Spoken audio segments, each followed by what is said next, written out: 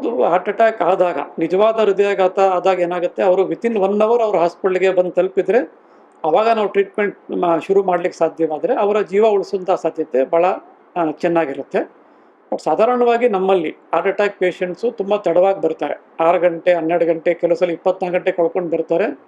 ತುಂಬ ತಡವಾಗಿ ಬಂದಾಗ ಅವರ ಹೃದಯ ಆಗಾಗಲೇ ಡ್ಯಾಮೇಜ್ ಆಗಿಬಿಟ್ಟಿರುತ್ತೆ. ಆವಾಗ ಸಾವು ನೋವಿನ ಪ್ರಮಾಣ ಜಾಸ್ತಿ ಇರುತ್ತೆ. ಅಥವಾ ನಾವು ಟ್ರೀಟ್ಮೆಂಟ್ ಕೊಟ್ಟರೂ ಹೃದಯ ಪರ್ಮನೆಂಟಾಗಿ ವೀಕ್ ಆಗಿಬಿಡಬಹುದು. ಸೊ ಅದರಿಂದ ಅವರು ಆದಷ್ಟು ಬೇಗ ಆಸ್ಪತ್ರೆ ತಲುಪೋದು ಭಾಳ ಮುಖ್ಯ. ಸೊ ಈ ನಿಟ್ಟಿನಲ್ಲಿ ನಮ್ಮ ಸರ್ಕಾರ ಒಂದು ಒಳ್ಳೆ ಯೋಜನೆ ಮಾಡಿದೆ. ಒಂದು ಪುನೀತ್ ರಾಜ್ಕುಮಾರ್ ಹೃದಯ ಜ್ಯೋತಿ ಯೋಜನೆ ಅಂತ ಮಾಡಿದೆ. ಕರ್ನಾಟಕದಾದ್ಯಂತ ಅದು ವಿಸ್ತರಣೆ ಆಗ್ತಾ ಇದೆ. ನಮ್ಮ ಮೈಸೂರು ಜಯದೇವನು ಇದರ ಒಂದು ಭಾಗ. ಅದು ನಾವು ಹಬ್ ಅಂತ ಹೇಳ್ತೀವಿ, ನಾವು ಸೆಂಟ್ರಲ್ ಹಬ್.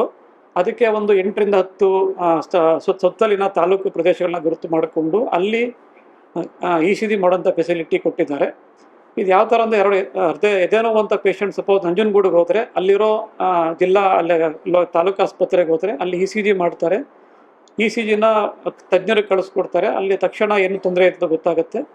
ಹಾರ್ಟ್ ಅಟ್ಯಾಕ್ ಇದ್ದರೆ ಅದು ಅಲ್ಲೇ ಅವರಿಗೆ ಇಂಜೆಕ್ಷನ್ನು ಮಾತ್ರೆ ಎಲ್ಲ ಕೊಟ್ಟು ಆ್ಯಂಬುಲೆನ್ಸಲ್ಲಿ ನಮ್ಮ ಜಯದೇವಗೆ ಶಿಫ್ಟ್ ಮಾಡೋದು. ಮತ್ತು ನಮಗೂ ಈ ಥರ ಪೇಷಂಟ್ ಬರ್ತಾರೆ ಅಂತ ನಮ್ಗೆ ಮುಂಚೆನೇ ಮಾಹಿತಿ ಇರುತ್ತೆ. ಸೊ ಇದರಿಂದ ಹಲವಾರು ಜೀವಗಳನ್ನ ನಾವು ಕಳೆದ ಒಂದು 2 ವರ್ಷದಿಂದ ಉಳಿಸೋದಕ್ಕೆ ಸಾಧ್ಯವಾಗಿದೆ. ಸೊ ಇದೇ ಯೋಜನೆ ಕರ್ನಾಟಕದಾದ್ಯಂತ ಇದನ್ನು ವಿಸ್ತರಣೆ ಮಾಡ್ತಾ ಇದ್ದಾರೆ. ಇದು ಬಹಳ ಅದ್ಭುತವಾದ ಯೋಜನೆ. ಅವರಿದ್ದಾಗಲೂ ಇದೇ ಥರ ಆಯಿತು. ಸತ್ತೋದಾಗಲೂ ಜನ ತುಂಬ ಒತ್ತಡಕ್ಕೆ ಒಳಗಾಗಿ, ಪ್ಯಾನಿಕ್ ಒಳಗಾಗಿ ಆಲ್ಮೋಸ್ಟ್ ಒಂದು ತಿಂಗಳ ಕಾಲ ನಮ್ಮ ಆಸ್ಪತ್ರೆ ಮೇಲೆ ಇದೇ ಥರದ ಒತ್ತಡ ಬಂದಿತ್ತು. ಸೊ ನಾ ಹೇಳೋದೇನೆಂದರೆ, ಜನಗಳು ಅನಗತ್ಯವಾಗಿ ಒತ್ತಡಕ್ಕೆ ಒಳಗಾಗೋ ಅವಶ್ಯಕತೆ ಇಲ್ಲ. ಹಾಸನದಲ್ಲಿ ಮಾತ್ರ ವಿಶೇಷವಾಗಿ ಏನೂ ಇಲ್ಲಿ ಜರುಗ್ತಾ ಇಲ್ಲ, ಅದೊಂದು ಸುದ್ದಿ ಆಯಿತು ಅಷ್ಟೇ ಅದು. ಸೊ ಹಾಸನ ಜನತೆ ವಿಶೇಷವಾಗಿ ಟೆನ್ಷನ್ ಮಾಡ್ಕೊಳ್ಳೋ ಅವಶ್ಯಕತೆ ಇಲ್ಲ. ನೀವು ವರ್ಷಕ್ಕೊಮ್ಮೆ ನಿಮ್ಮ ಆರೋಗ್ಯ ತಪಾಸಣೆ ಮಾಡ್ಕೊಳ್ಳಿ. ಏನಾದ್ರು ಎದೆ ನೋವು ಇದ್ದರೆ ಹತ್ತಿರದ ಆಸ್ಪತ್ರೆಗೆ ತೋರಿಸಿ, ನಂತರನೇ ತೊಂದರೆ ಇದ್ದರೆ ಜಯದೇವ ಆಸ್ಪತ್ರೆಗೆ ಬನ್ನಿ.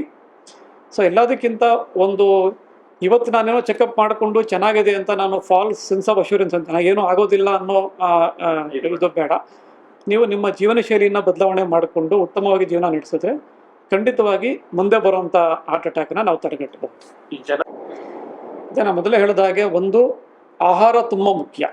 ಸೊ ಹೆಲ್ದಿ ಫುಡ್ಡನ್ನು ನಾವು ತಿನ್ನಬೇಕು, ಜಂಕ್ ಫುಡ್ಡಿಂದ ದೂರ ಇರಬೇಕು. ತುಂಬ ಸಕ್ಕರೆ ಹಾಕಿರುವಂತಹ ಪಾನೀಯಗಳು, ಸ್ವೀಟ್ಸು, ಇದನ್ನು ಆದಷ್ಟು ನಾವು ಕಡಿಮೆ ತಗೊಳ್ಬೇಕು.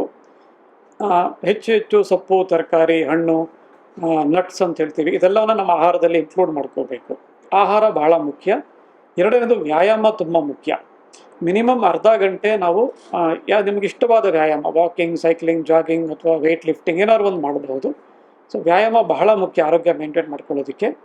ಮತ್ತು ದಿನವಿಡೀ ನಾವು ಸ್ವಲ್ಪ ಚಟುವಟಿಕೆಯಿಂದ ಇರಬೇಕು. ಸಾಮಾನ್ಯ ಏನಾಗುತ್ತೆ, ಅವ್ರು ಅರ್ಧ ಗಂಟೆ ವ್ಯಾಯಾಮ ಮಾಡಿಬಿಟ್ಟು ಆಮೇಲೆ ಇಡೀ ದಿನ ಅವರು ಕೂತ್ಕೊಂಡು ಕೆಲಸ ಮಾಡ್ತಾ ಇರ್ತಾರೆ, ಅದು ತಪ್ಪು. ಮಧ್ಯೆ ಒಂದೊಂದು ಬ್ರೇಕ್ ತಗೊಂಡು ಹೋಗಿ ಒಂದು ಸಣ್ಣ ವಾಕ್ ಮಾಡ್ಕೊಂಡು ಬರೋದು, ಈ ಥರ ಇಡೀ ದಿನ ನಾವು ಚಟುವಟಿಕೆಯಿಂದ ಇರಬೇಕು. ಎರಡನೇದು. ಮೂರನೇದು, ನಿದ್ರೆ ತುಂಬ ಇಂಪಾರ್ಟೆಂಟ್ ನಮ್ಮ ಆರೋಗ್ಯಕ್ಕೆ. ಮಿನಿಮಮ್ 7 ಗಂಟೆ ನಿದ್ದೆ ಒಬ್ಬ ಮನುಷ್ಯನಿಗೆ ಅಗತ್ಯ ಆಗಿದೆ. ಸೊ ಈಗಿನ ದಿವಸದಲ್ಲಿ ಏನಾಗ್ಬಿಟ್ಟಿದೆ, ಈ ಮೊಬೈಲು ಅಥವಾ TV ನೋಡಿಕೊಂಡು ರಾತ್ರಿ ತುಂಬ ನಿಧಾನವಾಗಿ ಮಲಗೋದು, ಲೇಟಾಗಿ ಮಲಗೋದು, ಬೆಳಗ್ಗೆ ಲೇಟಾಗಿ ಎದ್ದೇಳೋದು. ನಿದ್ರೆ ಪ್ರಮಾಣನೂ 5 ರಿಂದ 6 ಗಂಟೆ ಆಗಿಬಿಟ್ಟಿದೆ ಯುವತಿಯರಲ್ಲಿ. ಇದನ್ನು ನಮಗೆ ಬಾಡಿಗೆ ರೆಸ್ಟ್ ಸಿಗ್ತಾ ಇಲ್ಲ, ನಮ್ಮ ಕಾಯಿಲೆಗಳು ಜಾಸ್ತಿ ಆಗ್ತಾ ಇದೆ. ಇದು ಮೂರನೇದು. ನಾಲ್ಕನೇದು, ಒತ್ತಡನ ನಾವು ಕಮ್ಮಿ ಮಾಡ್ಕೋಬೇಕು. ಎಲ್ಲರೂ ಆಲ್ಮೋಸ್ಟ್ ನಾವು ನಮ್ಮ ಓದೋ ವಿದ್ಯಾರ್ಥಿಯಿಂದ ಹಿಡಿದು ಕೆಲಸ ಮಾಡೋವರೆಗೆ ತುಂಬ ಒತ್ತಡದಲ್ಲಿ ಕೆಲಸ ಮಾಡ್ತಾ ಇದ್ದೀವಿ. ಈ ಒತ್ತಡನ ನಾವು ಆದಷ್ಟು ಕಮ್ಮಿ ಮಾಡ್ಕೊಳ್ಬೇಕು.